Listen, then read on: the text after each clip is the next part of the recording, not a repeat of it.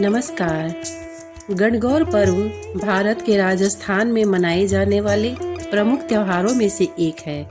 राजस्थान के अलावा यह पर्व गुजरात, पश्चिम बंगाल, मध्य प्रदेश, तेलंगाना आदि प्रदेशों के कुछ भागों में मनाया जाता है।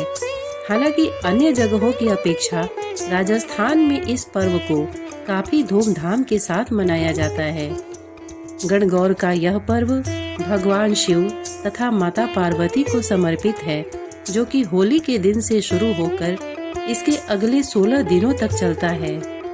राजस्थान में ऐसी मान्यता है कि नवविवाहित स्त्रियों को सुहाग और सौभाग्य की कामना से गणगौर का व्रत जरूर करना चाहिए। यह पर्व राजस्थान और इसके सीमावर्ती क्षेत्रों में काफी लोकप्रिय है और खास तौर से जयपुर और उदयपुर में इस पर्व की भव्यता देखने के लिए लोग काफी दूर दूर से आते हैं। गणगौर पर्व या फिर जिसे गौरी तृतीया के नाम से भी जाना जाता है, पर महिलाओं द्वारा भगवान शिव और माता पार्वती की पूजा की जाती है। इस त्योहार की उत्पत्ति को लेकर कई सारी कथाएं प्रचलित हैं। शिव पुराण के अनुसार माता पार्वती ने शिव जी को अपने पति के रूप में प्राप्त करने के लिए घोर तपस्या की थी। उनकी इस तपस्या से प्रसन्न होकर शिव जी ने उन्हें दर्शन देते हुए अपनी पत्नी के रूप में स्वीकार किया था। इसके अलावा एक अन्य कथा अनुसार माता पार्वती ने महिलाओं की सेवा से प्रसन्न होकर उन पर सुहाग रस बरसाया था। ऐसी मान्यता है कि इस दिन ईसर अर्थात शिव जी, गौरी अर्थात पार्वती जी की पूजा तथा व्रत करने से सुहागन महिलाएं अखंड सौभाग्यवती होती हैं और कुंवारी लड़कियों द्वारा इस व्रत को करने से उन्हें मनचाहे वर की प्राप्ति होती है। गणगौर पर्व राजस्थान और इसके सीमावर्ती क्षेत्रों में काफी प्रसिद्ध है।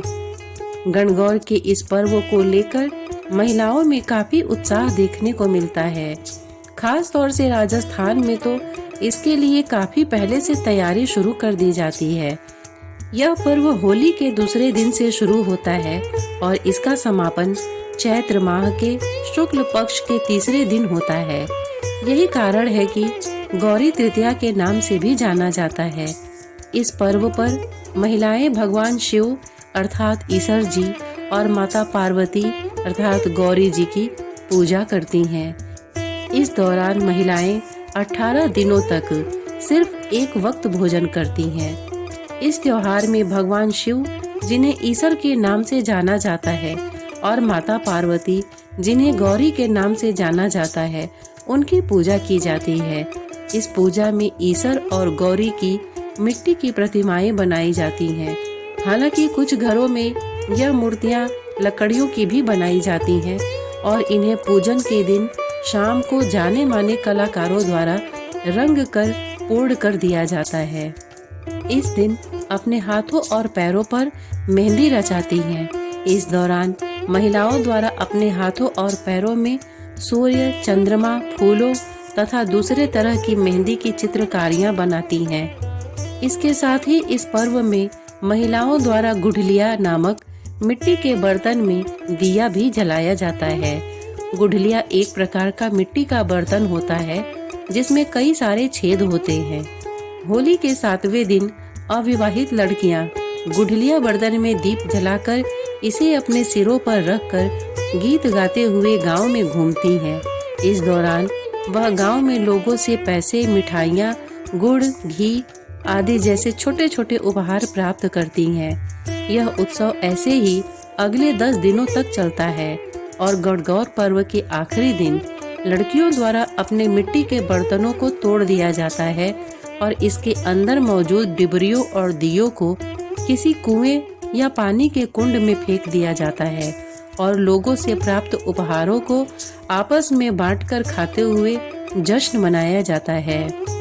गणगौर पर्व में इन सभी परंपराओं के साथ जो दूसरा सबसे महत्वपूर्ण रिवाज है वह है व्रत कथा, और बिना इसके गणगौर पर्व पूरा नहीं माना जाता है। ऐसा मानना है कि यह कथा सुनने सुनाने से सभी तरह के दुखों से मुक्ति मिलती है। व्यक्ति को जीवन में सौभाग्य तथा अटल सुहाग की प्राप्ति होती है। यह कथा कुछ इस प्रकार है। एक बार भगवान शंकर तथा माता पार्वती जी नारद जी के साथ भ्रमण पर निकले। काफी दूर तक भ्रमण के पश्चात वह चैत्र शुक्ल तृतीया के दिन एक गांव में पहुंच गए। उनके आगमन का समाचार सुनकर गांव की उच्च कुलीन स्त्रियां उनके स्वागत के लिए स्वादिष्ट भोजन बनाने लगी। भोजन बनाते बनाते उन्हें काफी विलंब हो गया, लेकिन शिव पार्वती के आगमन की खबर सुनकर साधारण परिवार की स्त्रियां उच्च कुल की स्त्रियों से पहले ही वहां पहुंचकर हल्दी और अक्षत के साथ उनकी पूजा करने लगी। उनके इस सेवा भाव से प्रभावित होकर माता पार्वती ने अपना सारा सुहाग रस उनके ऊपर छिड़क दिया, जिससे उन्हें अटल सुहाग प्राप्ति का आशीर्वाद प्राप्त हुआ। कुछ देर बाद उच्च कुल की स्त्रियां भी सोने चांदी की थाल में अनेक प्रकार के पकवानों को लेकर भगवान शिव तथा माता पार्वती के समक्ष पहुंची। उन स्त्रियों को देखकर भगवान शंकर ने माता पार्वती से कहा कि तुमने सारा सुहाग रस तो साधारण कुल की स्त्रियों पर छिड़क दिया, अब इन्हें क्या दोगी? भगवान शिव की इस बात को सुनकर माता पार्वती ने कहा कि हे प्राणनाथ, आप इसकी चिंता मत कीजिए। उन स्त्रियों को मैंने केवल ऊपरी पदार्थों से बना सुहाग रस दिया है, इसलिए उनका रस धोती से रहेगा। लेकिन इन उच्च कुल की स्त्रियों में जो भी सच्ची श्रद्धा से हमारी सेवा में आई हैं, उन पर मैं अपने रक्त से विशेष सुहाग रस के छींटे प्रदान करूंगी और यह जिस स्त्री पर भी पड़ेगी वह धन्य हो जाएगी। इतना कहकर माता पार्वती ने अपनी उंगली चीरकर अपने रक्त की बूंदें उच्च कुलीन स्त्रियों पर छिड़क दी और यह बूंद उन उच्च कुलीन स्त्रियों पर पड़ी सच्ची सेवा भाव से भगवान शिव और माता पार्वती की सेवा में पहुंची थी। और जिन स्त्रियों पर यह बूंदें पड़ी वह अखंड सौभाग्यवती हुई।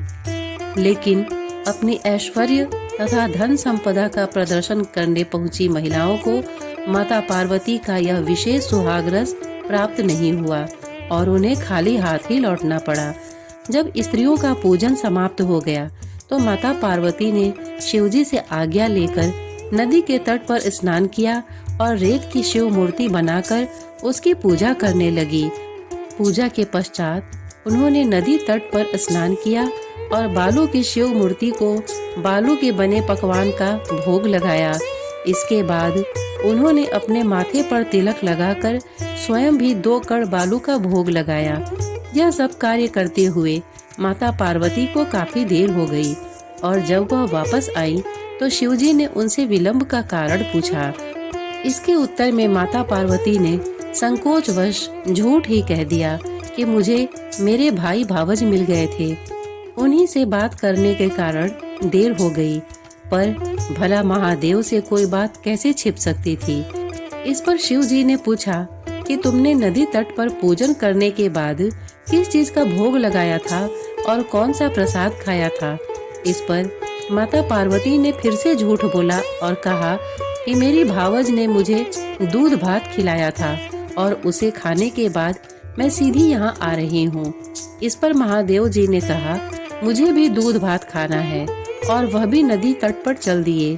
शिव जी की इस बात से माता पार्वती काफी दुविधा में पड़ गई और मन ही मन शिव जी को स्मरण करते हुए प्रार्थना की कि हे प्रभु, मैं आपकी अनन्य सेवक हूँ और इस दुविधा में मेरी लाज रखिए।